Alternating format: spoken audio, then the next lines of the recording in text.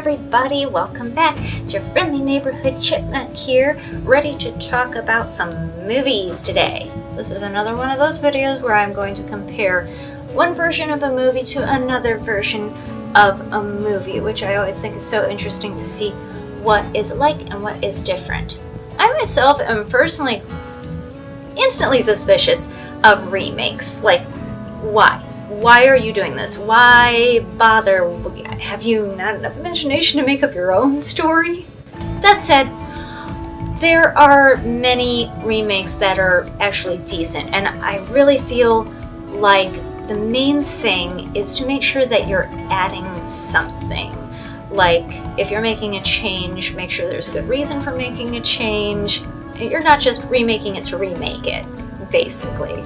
So today we're going to look at the 2015 version of the movie Rams and the 2020 version of the film Rams. So let's get right to it. Okay, first up is the 2015 version. This is, I think it's pronounced Hrutar, aka Rams.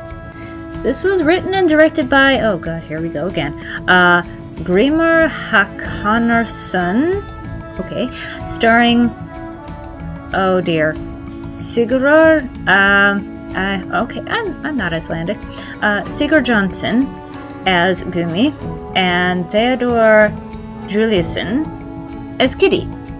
Okay, I'm past that. A film with a color palette of bleak gray, influenced by the stark location and shot in winter, I think. I don't know from Iceland seasons. A quick rundown of the plot. Brothers Gumi and Kitty have been feuding since clearly long before current events. We never find out when or why the feud started, but Gumi has a cloth calendar on his kitchen door from 1978, and this may be a clue. The two of them share separate farms on the same family land, where the same line of sheep has been raised for generations, and each year they enter their prize rams in a local contest. This year, Kitty wins. Gumi takes it upon himself to inspect the winning ram, and finds that the ram is sick. This is concerning, as if one ram is sick, all the sheep will have to be slaughtered in order to try to keep the sickness from spreading. At first, when this knowledge comes out, this deepens their feud. Kitty thinks Gumi is just trying to discredit him and actually fires a shot through his window. Gumi, however, does not turn his brother in. So the inspection finds that the rams are infected and the rest of the area sheep must be inspected as well, upon which it turns out the disease has spread and all the sheep must be done away with. Since this is the main source of livelihood in the area, some of the locals make the decision to chuck it all and move away to start afresh. Gumi and Kitty both decide to stay. Kitty fights with the authorities, but he cannot stop them from taking his sheep. Instead of waiting for the professionals, Gumi takes it upon himself to slaughter his entire flock himself. He is then told to clean out his entire barn. He has to burn everything. He has to even get rid of his tools, as the disease can be transferred through hay mites. Then we see that Gumi has in fact transferred a select few of his sheep down into his basement. Kitty, for his part, is more and more despondent, drinking heavily, and at one point a neighbor happens by and happens to find Kitty passed out outside in the cold. Gumi does bring his brother into his home to warm him, although his brother leaves without a word on waking the next morning. There are other minor incidents that clue us in that the brothers still have a hidden affection for each other. Eventually, Kitty figures out that Gumi has the sheep in his basement, but the authorities figure that out too.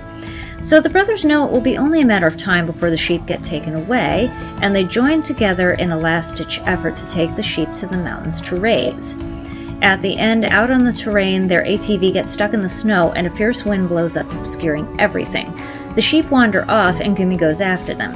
Kitty digs out the ATV and desperately searches for his brother, eventually finding him passed out on the snow. Kitty hollows out the snow to create a shelter and snuggles down in there with his brother and attempts to warm him with his body heat in a distinctly obvious womb metaphor. If the brothers can survive this, they can start their lives anew, sheep or no sheep. And that is the end of the movie. We never find out what happens after that. This movie is widely shot, it's beautiful, and it's slow. But it is worth it. It's decidedly a more art house feel than mainstream, at least as far as American audiences go. I can't speak for Icelandic ones. The shots serve a great deal as far as the plot and characters go, underlining the isolation and bleakness of the terrain, but also the beauty of the bleakness and the simplicity, and how the farmers have worked with nature to carve out their lives. The visuals do a lot of the plot and character work here. The wide space of most of the shots emphasizes the space between the brothers, despite their being in relatively close proximity as far as their farms go. It's touted online as a black comedy, and there are certainly some darkly comedic moments, such as when Gumi uses a tractor to pick up his brother's unconscious form from the snow and dumps him not ungently at the door to the emergency room in town. But there's more here. There is definite heart, and there's a poignancy to the brothers' relationship.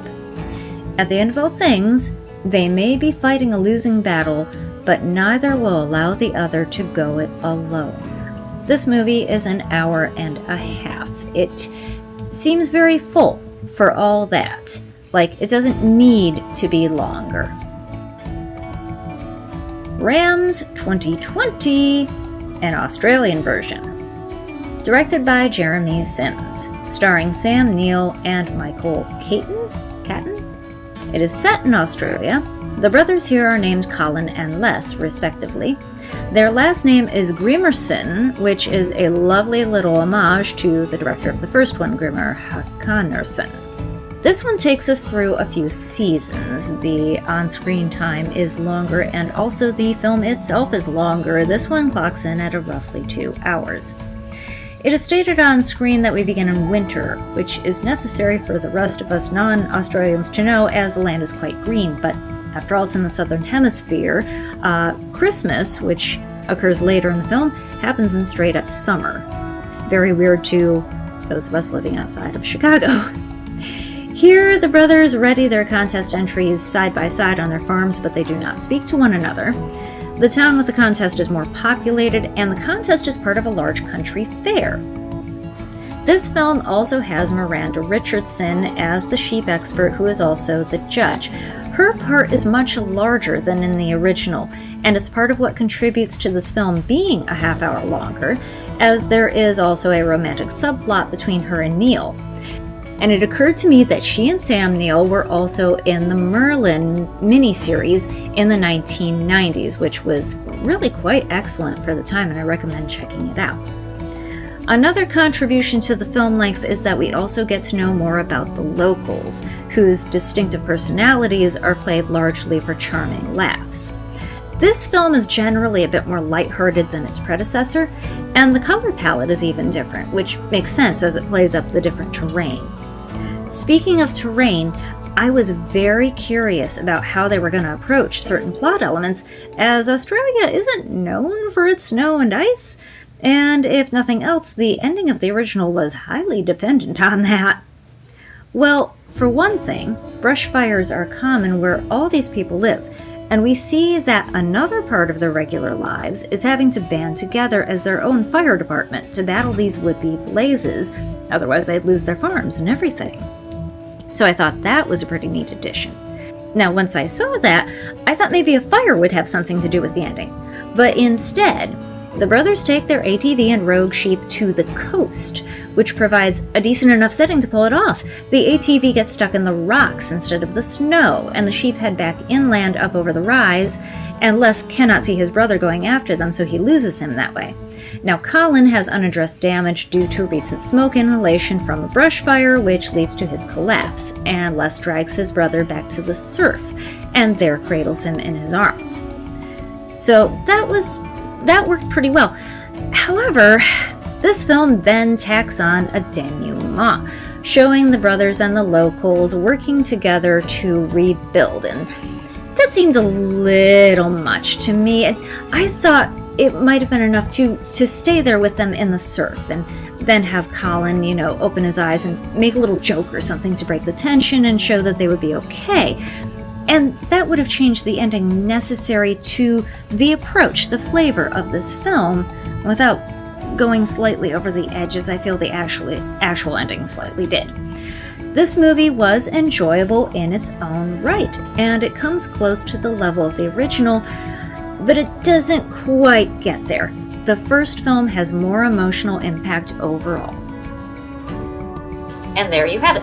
2015 Rams, 2020 Rams. I do encourage you to watch both of these movies, and I will put down below where I was able to find them. Of course, they're both available on DVD as well, as far as I know. If you have any suggestions of films that I should take a look at, do put them in the comments as well. And if you've seen either of these films already and you have your own thoughts, definitely put those down as well. I will see you next week. And until then, watch more movies and read more books and experience all the stories life has to offer, hopefully in a safe, good, fun, interesting way. That would be ideal. Anyway, I'll see you next week. Bye now.